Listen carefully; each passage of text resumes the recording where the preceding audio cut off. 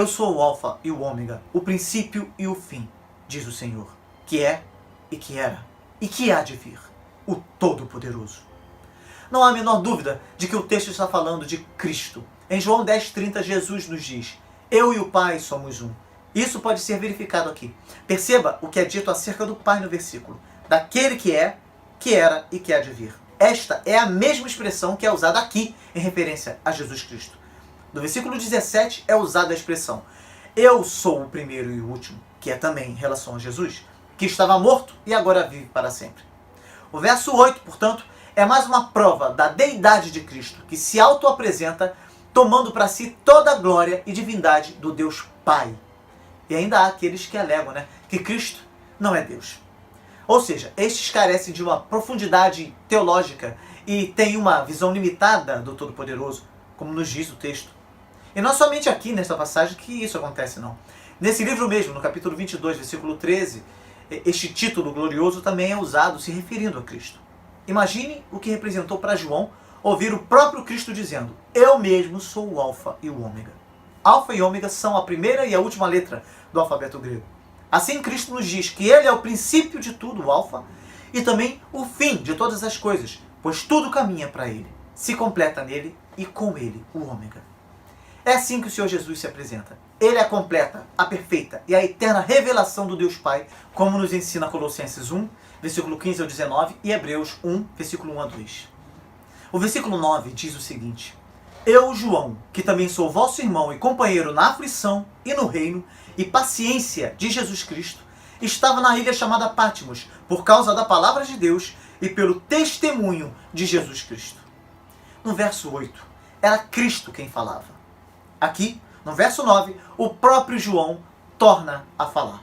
Ele começa a descrever as circunstâncias sob as quais a visão lhe apareceu.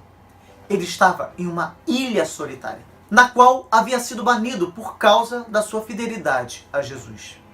Ele se apresenta de uma forma muito amável e simples, não se exaltando a despeito de suas grandes experiências místicas e da autoridade que Deus lhe dera. Ele usa o título comum usado entre os crentes: irmão.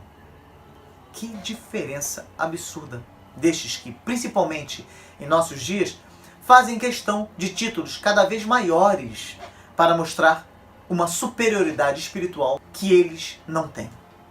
João se reputava apenas um outro dos filhos de Deus, que tem a Cristo como irmão mais velho e Deus como pai. Para ele, isso era motivo suficiente de exaltação. O título irmão sugere comunhão e respeito em comum. A exaltação ao seio da família divina, cujos membros estão sendo transformados segundo a imagem do irmão mais velho, os quais, por essa mesma razão, chegarão a participar de sua natureza, da vida divina e da plenitude de Deus.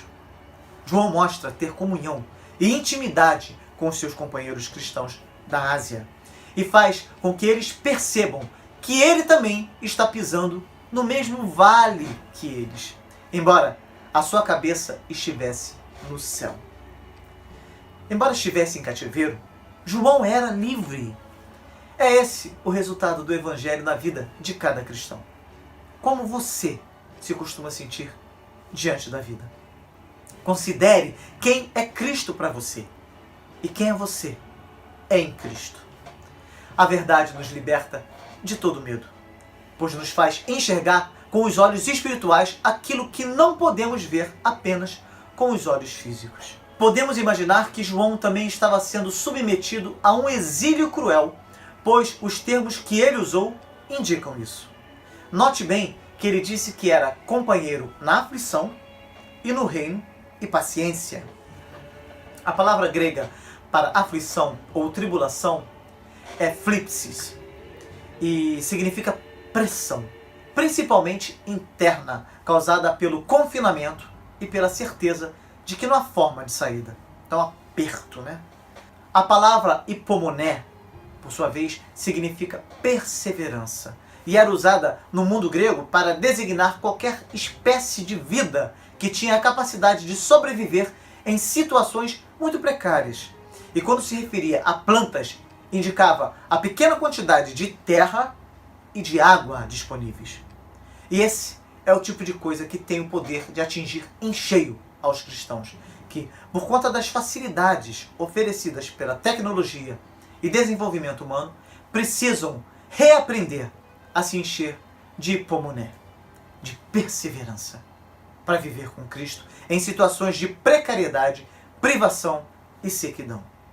Afinal, o texto de Mateus 24:13 nos diz: aquele, porém, que perseverar até o fim, esse será salvo. João diz ser companheiro no reino, isto é, eles compartilhavam a honra e os privilégios pertencentes a esse reino. A ideia geral é que, em privilégios e sofrimentos, eles estavam unidos. Eles compartilharam da mesma forma os resultados de seu apego ao Salvador. O reino está no meio. A igreja é o povo sobre o qual o reino já veio e que herdará o reino quando este vier na sua plenitude. É principalmente sobre várias aflições que a fé obtém sua parte no reino.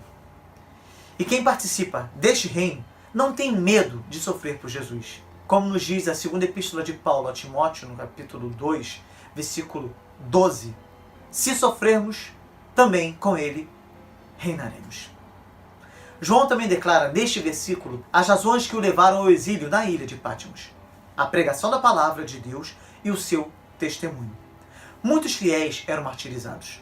Outros sofriam com a opressão social através do confisco de seus bens, como nos diz o texto de Hebreus 10, 32 a 35. E outros, principalmente os líderes religiosos, eram exilados em lugares distantes, como foi o caso de João. Segundo o historiador Eusébio de Cesareia, Patmos e outras ilhas semelhantes eram usadas para exilar criminosos políticos, pois ela era uma ilha nua, vulcânica, com elevações de até 300 metros. Isto impossibilitava qualquer tentativa de fuga. De acordo com o texto, nós podemos supor que João foi sentenciado a trabalhos forçados, que foi submetido a humilhações e a fome, pois ele diz ser companheiro daqueles que estavam sofrendo por causa da intensa perseguição exercida pelo imperador César Domiciano, que era de uma crueldade tão grande, mas tão grande, que ele baniu e assassinou alguns de seus próprios parentes, como sua sobrinha Domitila, banida para a cidade do Ponto, e o marido dela também, que foi executado por ter se tornado cristão, ou pelo menos é o que muita gente considera. Ele tinha muita afinidade pelo cristianismo. Não foi à toa que Domiciano era chamado por eles de o segundo Nero. O vídeo 13 da série Depois de Cristo, uma série sobre a história da igreja cristã, trata exatamente sobre a perseguição feita por Domiciano. Em Patmos, os prisioneiros perdiam todos os seus direitos civis e toda possessão material.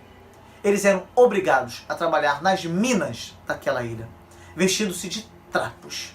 A ilha de Patmos ficava no mar Egeu e tinha 32 km². Era inóspita, por causa das rochas escarpadas e da constituição do solo, sendo praticamente desabitada naquela época. Jerônimo diz que João foi condenado no ano 14 depois de Nero e posto em liberdade ao morrer Domiciano. Isso significa que João esteve preso em Patmos entre os anos 94 e 96 depois de Cristo. E segundo o historiador Eusébio, depois da morte de Domiciano, seu sucessor Nerva liberou João e lhe permitiu regressar a Éfeso.